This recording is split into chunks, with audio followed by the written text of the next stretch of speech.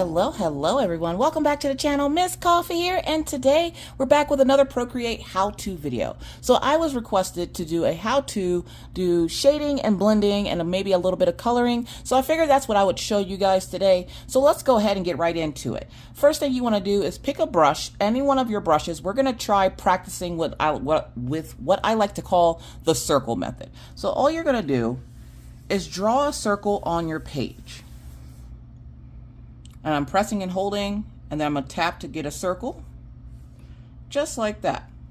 It doesn't have to be that big. I'm using a 500 by 500 sheet of paper. You can even take and make it bigger or smaller if you want, but you just want to make a circle. Now, to do coloring, there's a couple of different ways to do coloring on Procreate, but I'm going to show you 3 of my favorite ways.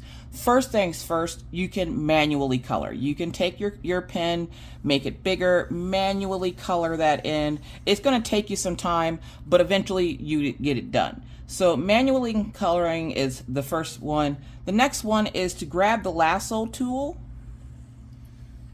and circle around the area that you want to color in. So you would just trace the outline of whatever it is you want to color in.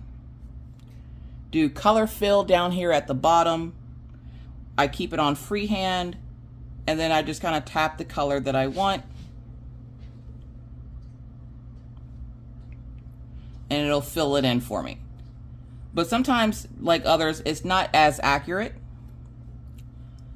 So another way that you can do this is by just color dropping. If your lines are closed, you can just color drop your color into your shape, and it will completely fill it in. If it doesn't completely fill it in, you can color drop, and before you move your pen, notice at the top here it says threshold, color drop, continue filling. You can go back and forth on that, and it'll fill in the little spots that you have missed around the edges. And then if it gets to be too much, it will essentially bleed out of that, which you don't want. So you would just bring it back a little bit, and that's going to fill in your shape as well. So that's 3 different ways you can do it: the manual, the lasso tool, or color and drop, where you just take the color and fill it in.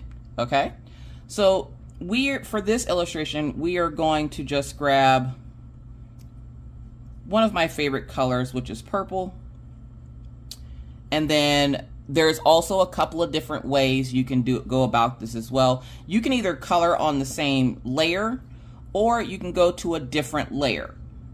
When you go to the different layer, make your original layer a reference.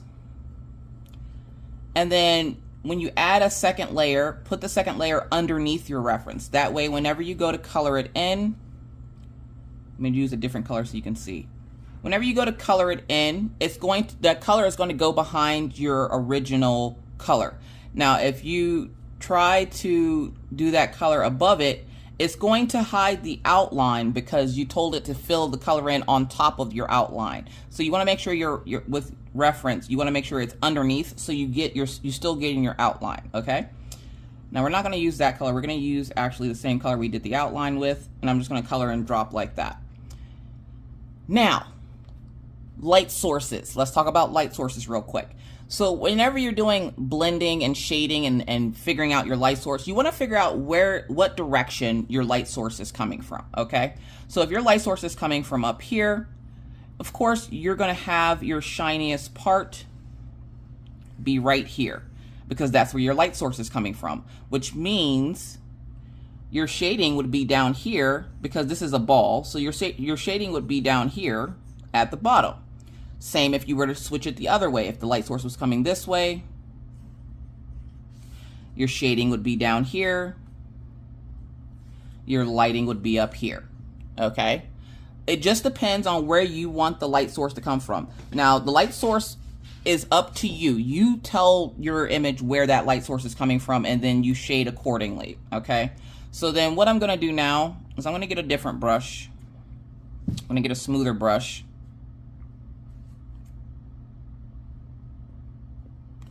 And we're going to do a little bit of practicing with shading. So if my light source, again, is coming from up here, we're going to do a little bit of shading, and we're going to add a new layer. So now you can do it on this layer. you can turn this into an alpha lock. And what that'll do is it'll make sure that your color doesn't go outside of that area that is colored in. So that ball that you made, it'll make sure it doesn't go out of that area. The only problem is when you go to blend, it's going to blend that color as well.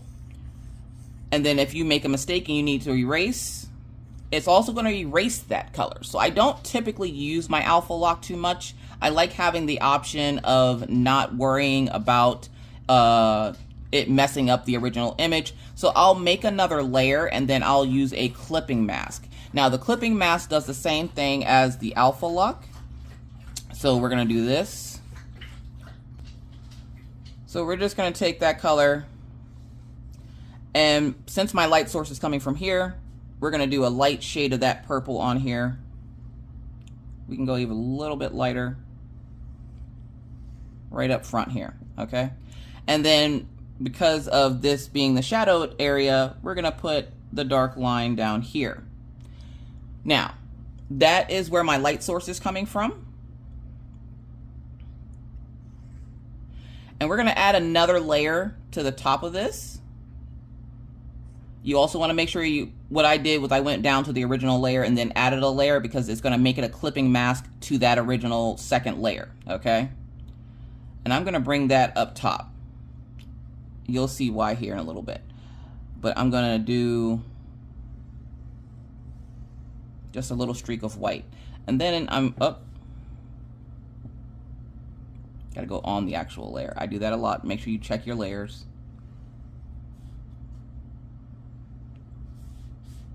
So we're gonna make this pen just a little bit smaller. All right, and then we're gonna hide that layer. Okay, so it's just these two layers. Again, my light source is coming from here, so you're gonna get, you can do a light, medium, and dark tone, but I'm only gonna do 2 tones for this. Now, when it comes to blending, there's a couple of different ways you can blend. One is the manual way. So you're gonna take and tap on that little hand at the top here, and then you can choose from any brush in your brush library here. I'm gonna use a standard blender from Art and Flow. This is the one I typically use when I do manual blending. I'm gonna go down to that layer, and I'm just gonna push that color around a little bit.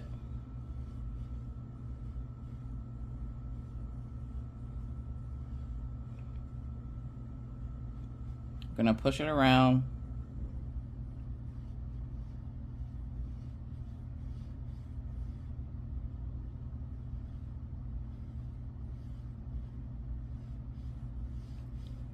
Just to get it to blend how I want. It takes a little bit of time, but you'll get the blend that you want.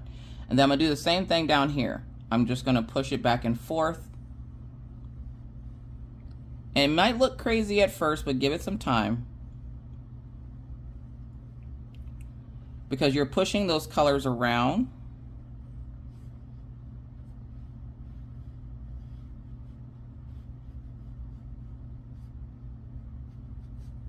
And if you want precise shading, this is how you're gonna accomplish that. And it'll make a mid-tone color for you. So you see how it made that mid-tone color for you? And we're just gonna push that dark color right back down to the bottom there.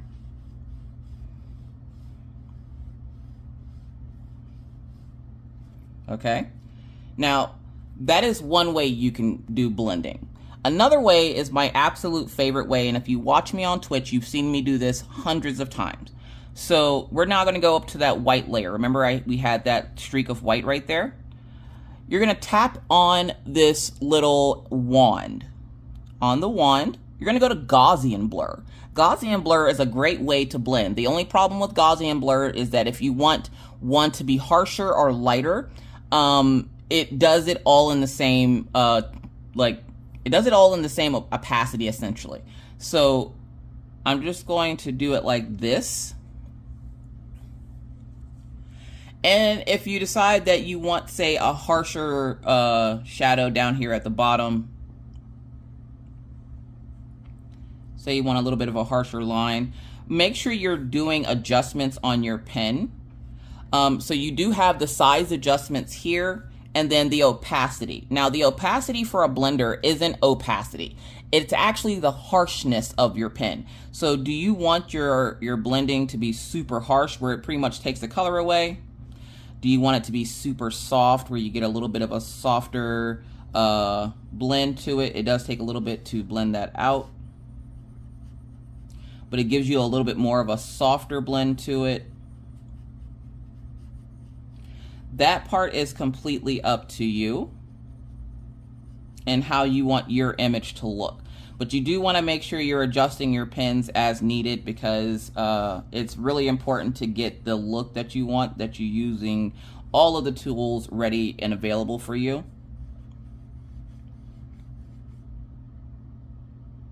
So we're going to go back here. We're going to lift that up a little bit. So we're just going to blend that in. Just like that. And because this is a ball, we're going to add a little bit of shadowing at the bottom. Now you can add a dark gray shadow, you can add a dark purple shadow. I'm going to add kind of like a dark gray shadow. And I'm going to manually color this in.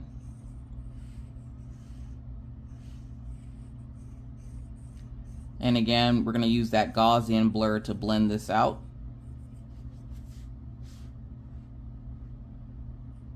And remember, it's only on this layer.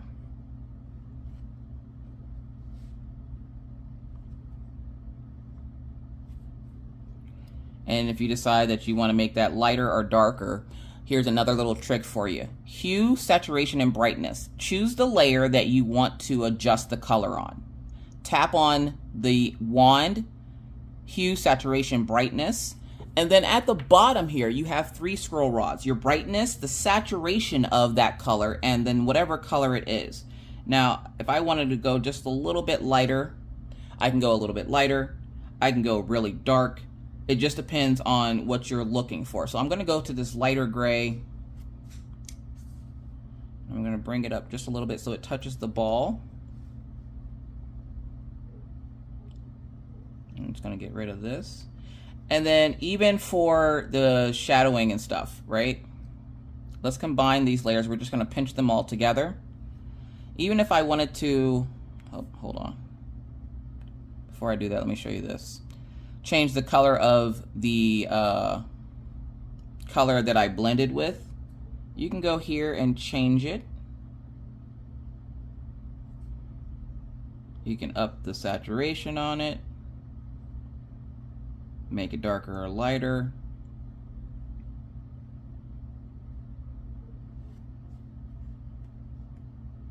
Just going to do a little light blending here on the sides.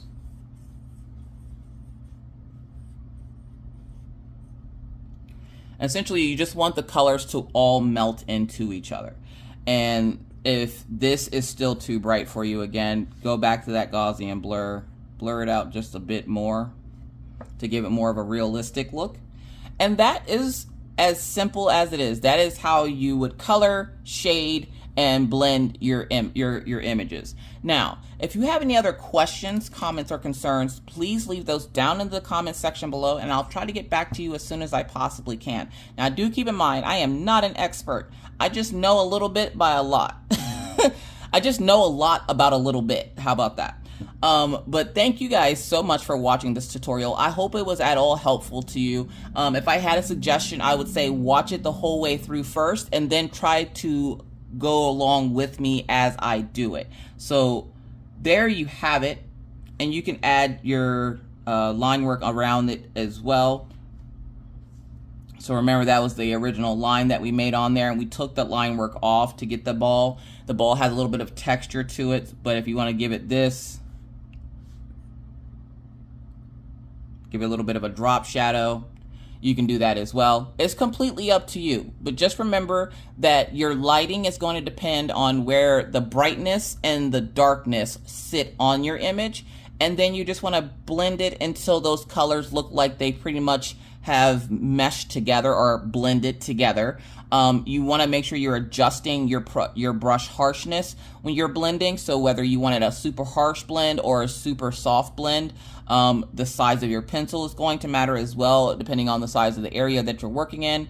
So there's a lot of factors that go into it, but just keep in mind, find your light source. Where do you want it to come from? Then make sure you do a light area and then a dark area, and then you just slowly blend them in. So that is going to be it for me today. Again, if you have any other questions, comments, concerns, please leave those down in the comment section below, and I'll do my best to get back to you as soon as I possibly can. But with that said, I must now bid you adieu, but not before reminding you that it's hard out here in these crafty streets. Please stay safe, and always remember to be kind to others, because you never know what somebody else is going through. Be courteous because it's the right thing to do, and always stay cool. Bye, guys.